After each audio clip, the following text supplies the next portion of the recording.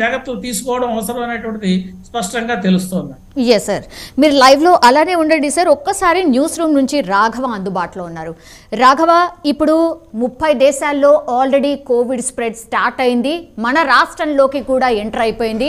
5 Covid కేసులు already నమోదైపోయాయా? అందులో JN1 అనే వేరియంట్ ఉందా లేదా అనేది తర్వాత తెలుస్తుంది, దట్స్ ఫైన్. కానీ ఎంత అప్రమత్తంగా ఉంది? ఎందుకంటే కేంద్ర సర్కార్ ఆల్రెడీ ఒక ఆర్డర్ జారీ చేసింది, కంప్లీట్గా RT-PCR టెస్ట్లని అందుబాటులో పెట్టండి, చెయ్యాలి అన్నటువంటి మాట చెప్పిన నేపథ్యంలో RT-PCR టెస్ట్లకు సంబంధించిన కిట్స్ మనకు అందుబాటులో ఉన్నాయా? అగైన్ వ్యాక్సినేషన్ ఏమైనా ప్రోగ్రామ్ టేకప్ చేయబోతోందా రాష్ట్ర సర్కార్? ఎలాంటి ఇన్ఫర్మేషన్ ఉంది?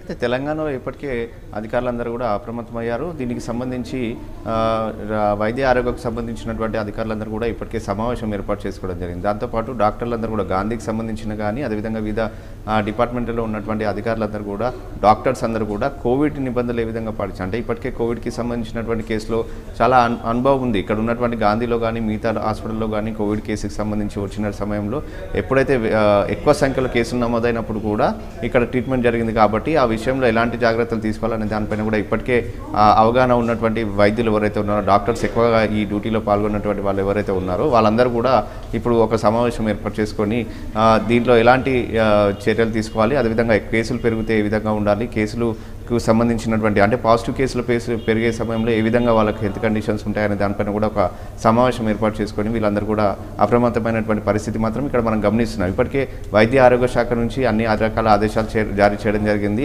RT-PCR టెస్టులు అనేది కూడా చేయాలి. ఏదైతే ముఖ్యంగా ఈ కోవిడ్కి సంబంధించినటువంటి సిమ్టమ్స్ ఏదైతే ఉంటుందో, శ్వాసకోశకు సంబంధించినటువంటి కానీ అదేవిధంగా జలుబు దగ్గుకు సంబంధించినటువంటి సిమ్టమ్స్ ఏదైతే ఉంటుందో ఎక్కువ శాతం వాళ్ళలో ఎక్కువ సిమ్టమ్స్ కనిపించినటువంటి వాళ్ళందరూ కూడా RT-PCR టెస్ట్ చేయాలి. వాళ్ళకు ఒకవేళ పాజిటివ్ అని నెగిటివ్ అని తెలిసేంత వరకు కూడా వాళ్ళు మిగతా వాళ్ళతో కలవనివ్వకుండా జాగ్రత్తలు తీసుకోవాలనే దానిపైన కూడా అవగాహన కార్యక్రమాలు అనేది కూడా చేయాల్సి ఉందని చెప్పేసి కూడా ప్రభుత్వం ఇప్పటికే అధికారులకు సూచించడం జరిగింది.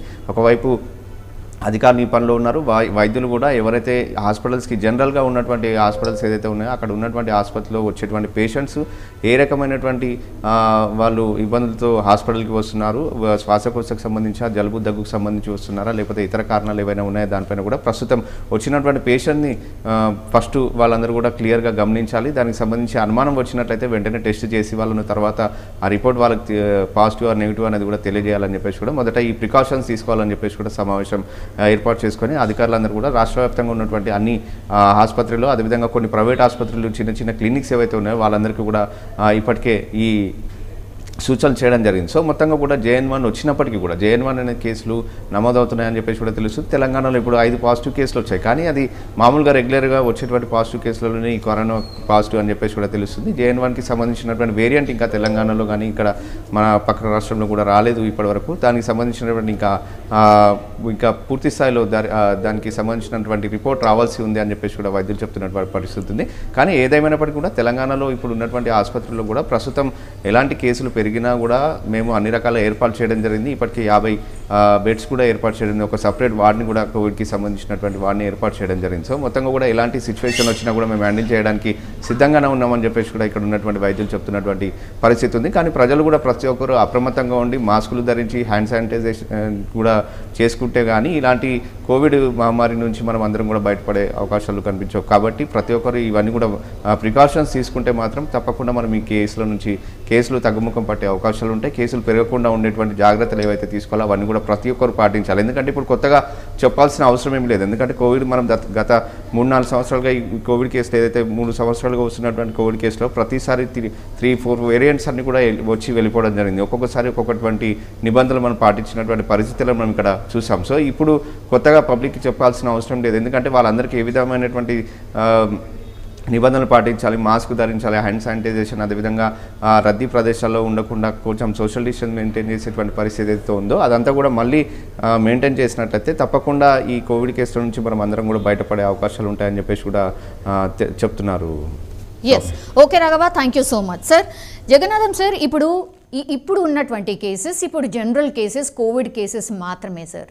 ఇప్పుడు ఇది తిరువనంతపురంలోని కారాకులంలో 79 ఏళ్ల వృద్ధురాల్ని ఆర్టీపీసీఆర్ టెస్ట్ చేసిన తర్వాత డిసెంబర్ 8న ఆమె నమూనాలు సేకరించారు సార్. JN1 సబ్ వేరియంట్ను కనుగొన్నారు. ఈ సబ్ వేరియంట్ కనుగొనడానికి అంటే జీనోమ్ సీక్వెన్స్ చేయడానికి ఎంత టైం పడుతుంది? అప్పటి వరకు కూడా ఈ మామూలుగా కోవిడ్ వచ్చింది అన్న వాళ్ళని కూడా ఎంత సపరేట్గా ఆర్ ఎంత క్వారంటైన్ చేయాల్సిన అవసరం ఉంది సార్? ఆర్టీపీసీఆర్ చేసినప్పుడు మొట్టమొదటి స్థాయిలో ఇది కోవిడ్ అవునా కాదా అన్నది మనకు తెలుస్తుందండి ప్రాథమిక దశలో. కాబట్టి అది చేసినప్పుడు వెంటనే కోవిడ్ అని తెలిసినప్పుడు అది ఏ వేరియంట్ అయినప్పటికీ కూడా మనం కోవిడ్కి ఏ రకమైనటువంటి జాగ్రత్తలు తీసుకుంటున్నామో, ఏ రకమైనటువంటి సంరక్షణ తీసుకుంటున్నామో, వాళ్ళని ఐసోలేట్ చేయడం అనేటువంటిది, ప్రత్యేక వార్డుల్లో ఉంచడం అనేటువంటిది వెంటనే తక్షణమే చర్యలు చేపట్టాల్సిన అవసరం ఉంది. ఇక్కడ మనం ఇంకొక ముఖ్యమైనటువంటి విషయం, ఇందాక మీరు చెప్పినటువంటి తిరువనంతపురం కేసులో మొట్టమొదటి